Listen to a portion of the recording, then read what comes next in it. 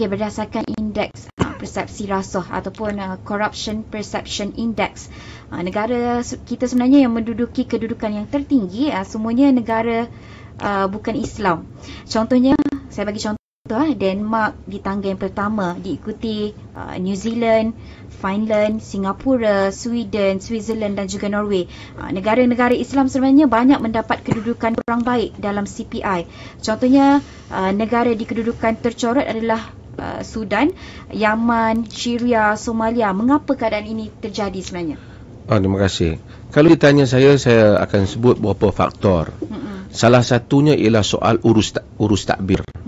Kalau berlakunya urus takbir yang baik, good governance, dan kita dapat tengok walaupun negara-negara Islam macam Malaysia, dia walaupun agak masih lagi jauh daripada tangga 50-51 begitu kan kita, tetapi kita tahu kita jauh lebih baik daripada negara Arab, kebanyakan negara Arab. Sebab apa? Sebab bukan soal sikap tentang rasuah saja, tetapi soal urus takbir. Apabila negara itu berjalan dengan sistem yang betul dan kemas, ruang itu macam tidak ada. Saya pernah hadiri satu perhimpunan di Antalya di Turki yang dianjurkan oleh pejabat Amerika, berdatuk-datuk bandar seluruh dunia, dan ada lebih kurang hampir 150 orang. Saya salah satu yang dijemput dalam panel itu. Tapi saya dengar datuk-datuk bandar daripada Norway ketika itu, dia menceritakan berapa tahun dia duduk berada, pengalaman rasuah yang pernah dia berlaku ialah seseorang menghantar bunga ke pejabat dia. Itu pengalaman rasuah dia yang pertama. Maksudnya seorang datang hantar bunga ke dia. So dia kata ini adalah percubaan rasuah. Padahal bagi bunga je. Itu menunjukkan kenapa kena sistem itu kemas. Bila sistem itu kemas, orang bukan soal agama satu hal, tetapi soal bagaimana apabila sistem yang kemas menyebabkan ruang itu tidak ada. Jadi orang tidak perlu berfikir bagaimana nak ambil bagi rasuah barulah boleh kot dia bernafas. Dia rasa persaingan yang adil, hak yang diberikan diperuntukkan oleh perlembagaan undang-undang yang mencukupi. Maka dengan itu kita tengok negara-negara Scandinavia country, khususnya mereka adalah negara-negara yang bersih daripada hal-hal yang seperti ini. Itu satu, yakni pelaksanaan undang-undang. Dan orang politik takut dengan rasuah, takut dengan keteguhan dan nekat institusi rasuah sebuah negara itu yang memang tidak mengenal bulu untuk mengambil tindakan. Tidak ada campur tangan. Dia dengar ini adalah masalah good governance yang berlaku dalam sebahagian negara-negara Islam. Apabila ada orang yang boleh, dalam bahasa kampung ni, boleh sailang balik keputusan itu, dia pula kan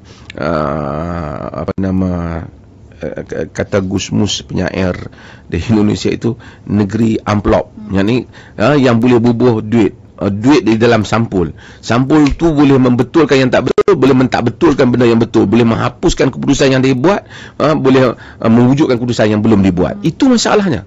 Jadi apabila hal yang seperti itu berlaku, maka kita dapati itu akan menyebabkan negara orang Islam, walaupun cakap tentang dosa, tentang pahala, tentang syurga, tentang neraka, akhirnya ucapan syurga dan neraka kita hanya tertumpu kepada soal-soal peribadi yang membabitkan soal seorang bermaksiat, dia khalwat, zina, walaupun itu salah, tapi sedangkan kesalahan-kesalahan itu ialah kesalahan yang boleh dimaafkan antara dia dengan Tuhan.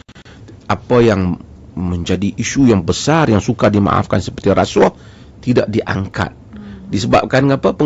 Pemerintah juga tidak gemar. Mungkin kalau panggilan TV, dia cakap tentang rumahku, syurgaku, cakap tentang, tapi kalau nak cakap dalam TV, ustaz ke apa, cakap tentang rasuah. Itu menyebabkan senarai penceramah yang boleh digam. Seketika dulu dalam negara kita juga menyebabkan tak berani orang nak sentuh hal-hal seperti ini, kerana dia rasakan rasuah hanya dicakap oleh setengah orang dengan keadaan yang begitu berhati-hati.